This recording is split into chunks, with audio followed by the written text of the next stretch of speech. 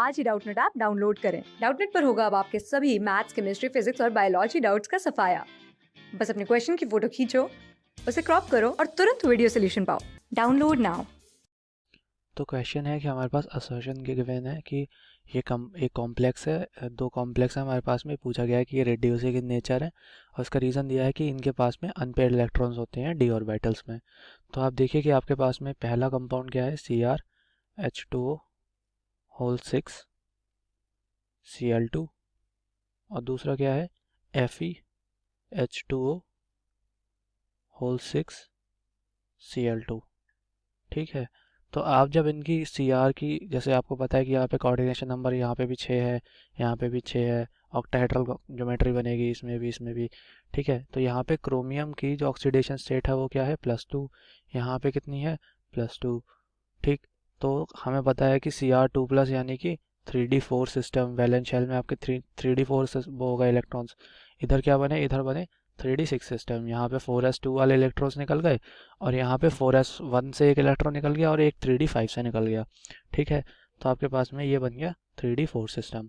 अब आप देखिए कि आपके पास में यहाँ पे क्या होता है कि ये है, आपने बना दिए, 4 इलेक्ट्रॉन्स हैं, भर दीजिए। 4 इलेक्ट्रॉन्स आपने भर दिए। ठीक। आपने इसमें जो है, इसमें भी 6 इलेक्ट्रॉन्स भर दिए। यहाँ पे पेयर हो जाएंगे और बाकी ये वाले इलेक्ट्रॉन्स आपने इस तरीके से भर दिए। तो अब आप देखिए कि आपको पता है कि H2O यहाँ दोनों के केसेस में ये वीक फील्ड लिगेंड की तरह काम करेगा, तो कोई पेयरिंग भी नहीं होगी। ठीक। पेयरिंग नहीं होगी तो आपको पता है कि यहाँ पे भी आपके पास में अनपेयर्ड इलेक्ट्रॉन्स है, अनपेयर्ड इलेक्ट्रॉन्स, और यहाँ पे भी अनपेयर्ड इलेक्ट्रॉन्स। ठीक। तो बेसिकली क्या है कि ये वाला रीज़न तो है, ये तो सही होगा। तो अगर हम असर्शन की बात करें तो इसमें कहा गया है कि CrH2O6 Cl2 and FeH2O Cl2 are reducing in nature. तो रिड्यूसिंग इन नेचर का क्या मतलब होता है कि क्या दिखाएंगे, self oxidation. Self oxidation self oxidation का क्या मतलब है कि रिमूवल ऑफ इलेक्ट्रॉन्स। ठीक है। रिमूवल ऑफ इलेक्ट्रॉन्स इनका अच्छे से हो जाएगा। तो अब आप अगर देखिए कि यहाँ पे इन केसेस में क्या हो रहा है कि ये वाले जो इलेक्ट्रॉन्स हैं, ये चारों अनपेयर्ड इलेक्ट्रॉन्स हैं, ये वाला, ये। तो अनपेयर्ड इलेक्ट्रॉन्स को निकालने में आसानी रहती है। ठीक है। इनको निकालना, इनका इजेक्शन जो है वो आसान होता है। ठीक है। उतनी ज़्यादा एनर्जी नहीं लगती है।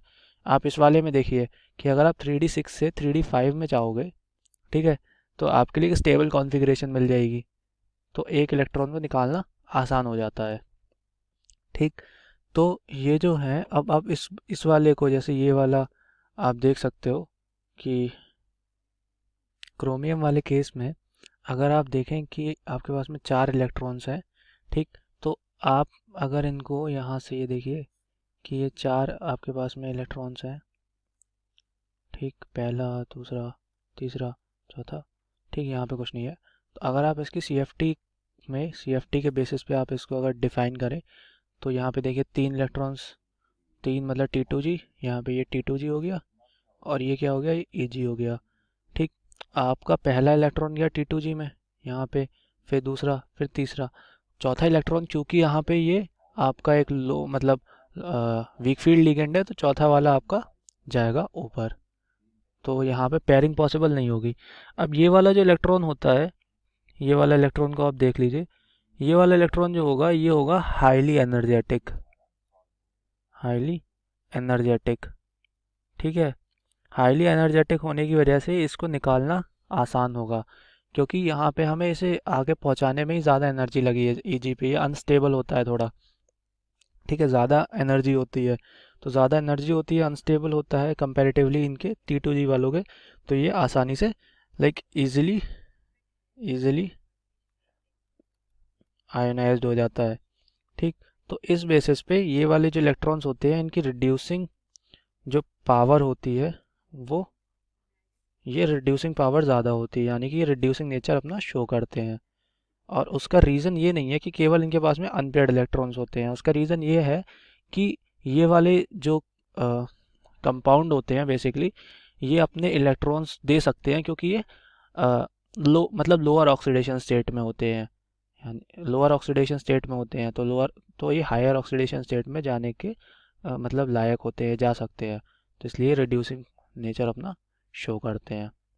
ठीक है, तो आपका जो असर्शन है, असर्शन जो आपको गिवन है वो करेक्ट है, रीज़न आपका करेक्ट है, लेकिन ये रीज़न जो इसका एक्सप्लेनेशन है ये करेक्ट एक्सप्लेनेशन नहीं है फॉर द असर्शन। ठीक, तो आपका ये सेकंड वाला ऑप्शन जो है इस क्वेश्चन का, इसका आंसर है कि assertion and reason both are true but the reason is not the correct explanation for the assertion. ठीक है, आई होप आपको ये एक्सप्लेनेशन वीडियो आपका समझ में आया होगा। Thank you so much. Class 6 से 12 से लेके नीट, IIT, जेई मेंस और एडवांस के लेवल तक 10 मिलियन से ज्यादा स्टूडेंट्स का भरोसा। आज ही डाउनलोड करें डाउटनेट ऐप या व्हाट्सएप कीजिए अपने डाउट्स 8400 400 400 पर।